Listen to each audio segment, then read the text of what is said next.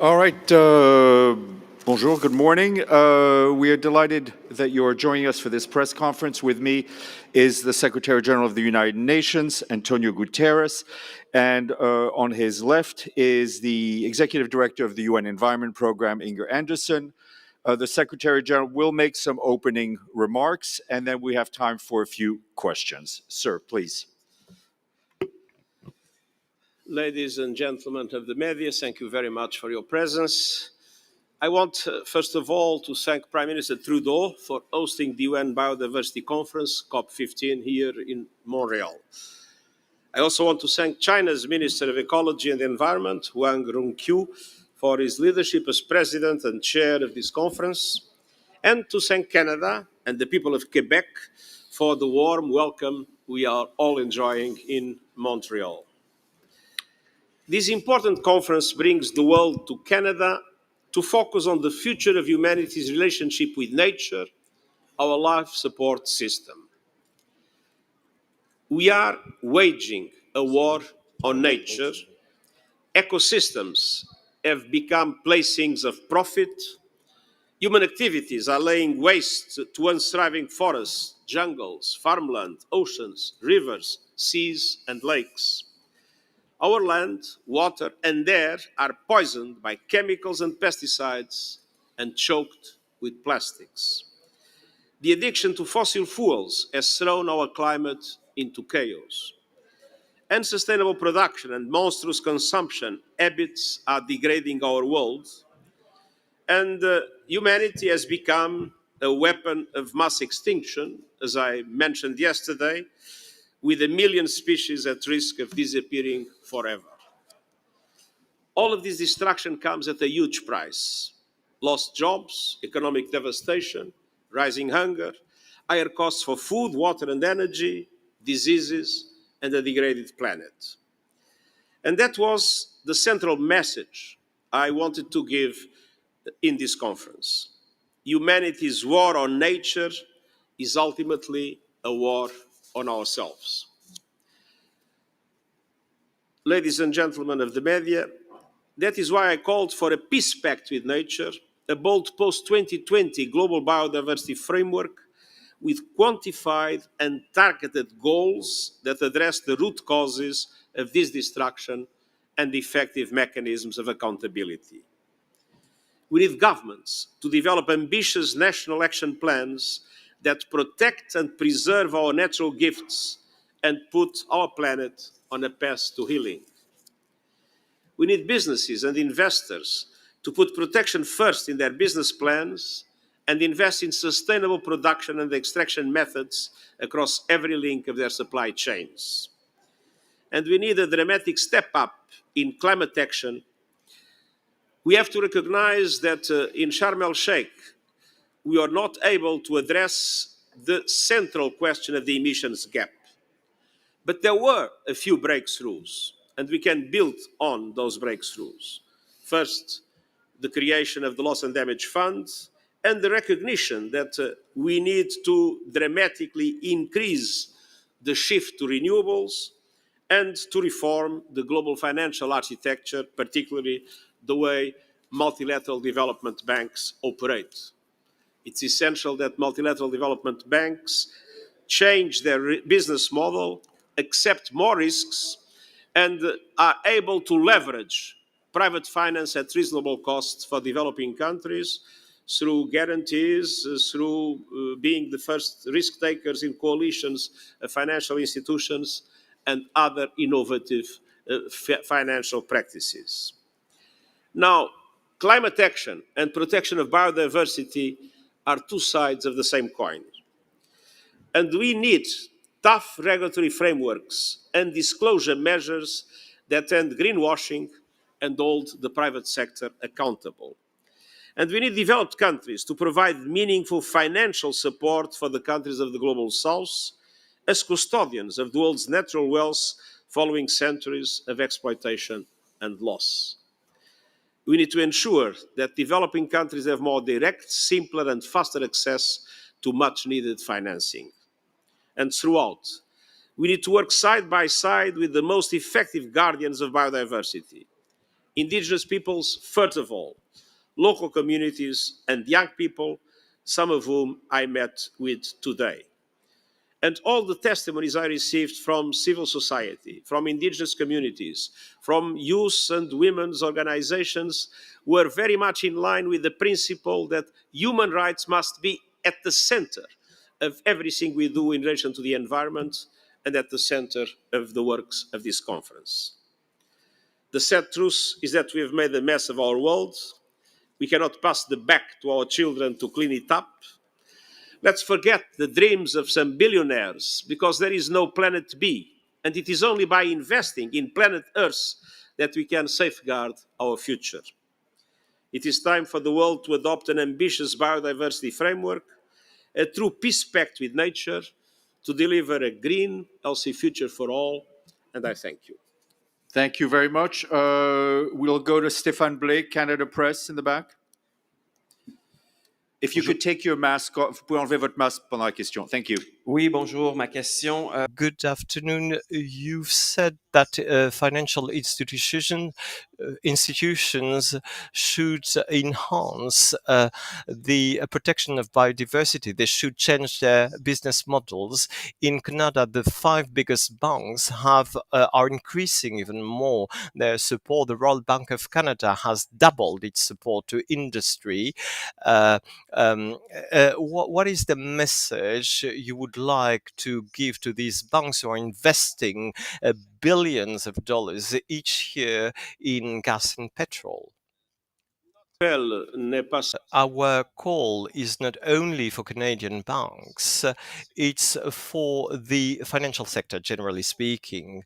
We banks, financial institutions, generally speaking, and organizations that have the asset owners, they must accelerate their change, their approach to financing fossil energy. They should move to a green energy. We know it's going to happen overnight, but we need to have concrete objectives. We have a group organized by the United Nations that is Net Zero Owner Alliance. They have very clear objectives for 2025, 2030 to become completely linked to the net zero objective, and this in a measurable way. And we're asking all banks in the world and financial associations to come forward with a plan that can be checked, verified, for an accelerated transition towards renewable energies, and a situation where their portfolio will be completely compatible with an objective of the net zero objective. Victoria Gill, BBC. Thank you. Victoria Gill from BBC Inside Science. Secretary General, you touched on it there, that climate change and biodiversity, two sides of the same coin. And I think there was concern from the scientific community at COP27 at the climate talks that scientific foundation wasn't really reflected in the final agreement, the effort to drive down emissions, the driving force of climate change. Now, the scientific case has been made here, biodiversity loss and what can be done about it by the scientific community. That work's been done. How do you think these negotiations can do justice to that evidence? The COP27, is the science strong enough on the link between biodiversity and climate?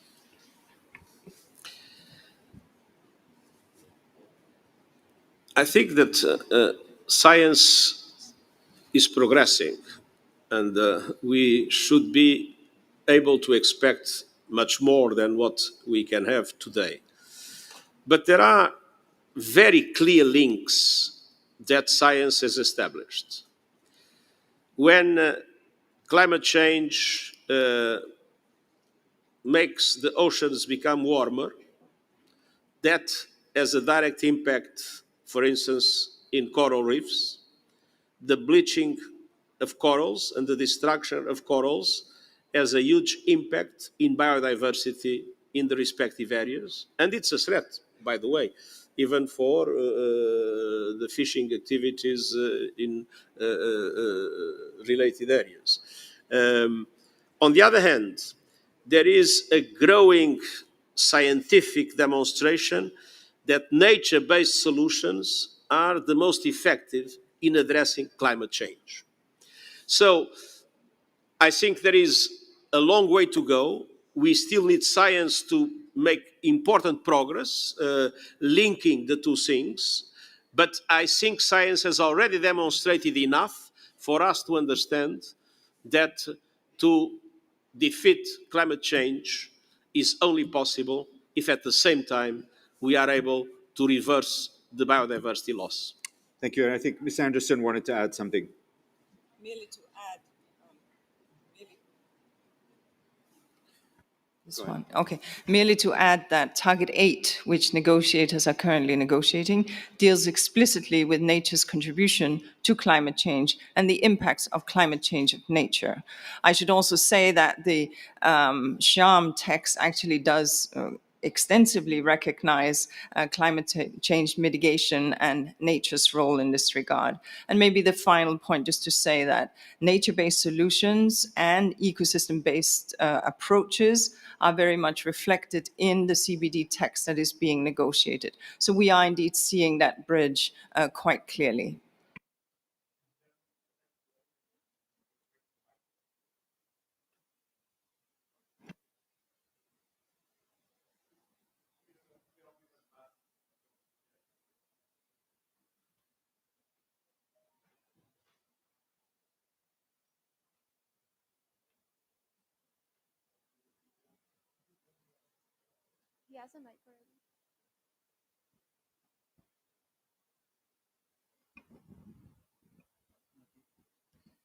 Merci beaucoup. Je suis Alfred Ntou. Thank you very much. I'm Alfredo Tomba. I'm from DRC, and I wanted to ask the Secretary General that we have destruction of biodiversity and we have a lot of terror. Are you aware of this? And what can we expect from this conference on biodiversity? So first of all, we need to make sure that the DRC conflicts are ended. I have a lot of hope in the initiative of West African countries and also on the initiative by the government of Angola. We need to have a ceasefire. We need to have the N23 retracting and other operational organizations, and we need to make sure that there's peace, not just for the protection of the Virunga Park, which I know, but also for the population. The Lituri, amongst others, who have been suffering in an unacceptable manner. These people are victims of horrible violations of their rights, massacres, situations which are absolutely atrocious.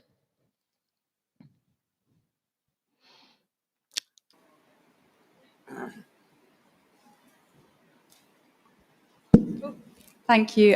Phoebe Weston from The Guardian. My question is about environmental protest, and we're seeing governments crack down on environment protests, and I'm wondering what you think about whether governments are approaching this right, whether we can meet, hopefully, the ambitious targets we'll make here when this sort of crackdown on people protesting about governments' actions on the environment. Thank you. First of all, as I said, one of the key messages I clearly got, and I also tried to convey very clear, is that human rights must be at the center of all environmental concerns, and namely at the work of the CBD. And one of the aspects that worries me more is in relation to the persecution of human rights defenders in general, but including environmental activists. I had the occasion in the visits that I did preparing the COPs, and namely in India and Vietnam, to insist publicly on the importance to guarantee not only the civic space, the openness of the civic space, but in particular the protection of human rights defenders, and within human rights defenders, environmental activists. They play an extremely important role. It's totally unacceptable that they become victims of human rights violations. And we know that some of them have been in prison, some of them have been threatened, and even some have lost their lives.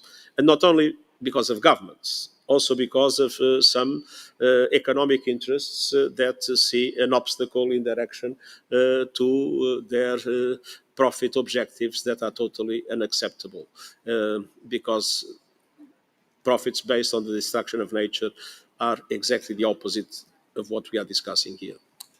Gentleman in the red shirt in the back. Benjamin Legendre de l'agence France Presse. Si vous pouvez enlever votre Oui. masque.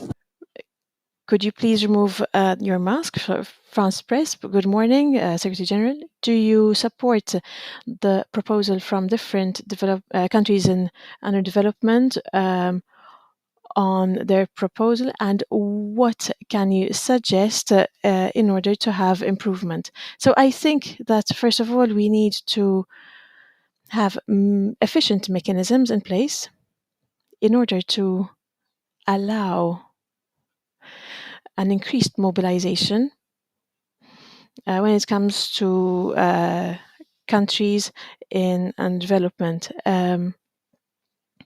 We need to have tools, but you also need to look at other sources, other resources, especially what I just said about the change in methods of banks and capacity of mobilization of private funds, which are with acceptable costs for countries.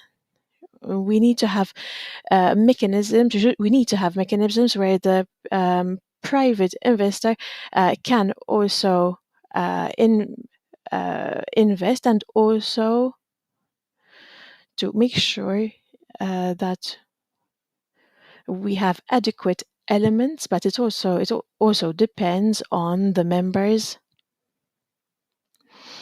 of the conference to take the final decision. But we need to recognize that without mobilization, an important mobilization of funds, of resources from different origins, it is not enough. It will not be possible for these countries to answer to the needs that humanity is presenting to us to preserve biodiversity. We cannot forget that most of the richness in biodiversity existing in the world exists in countries in development.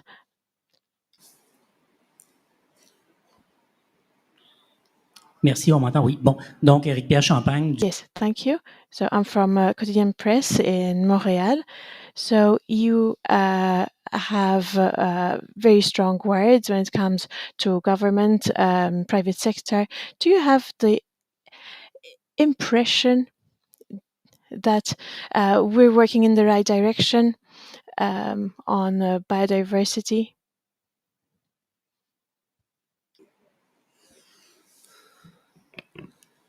Ce n'est pas It is not easy for me to judge to what level I'm being heard or not. But what I can say is that even if I'm not heard enough, I am going to continue to have stronger words when it comes to practices which correspond to suicide for humanity. Thank you very much.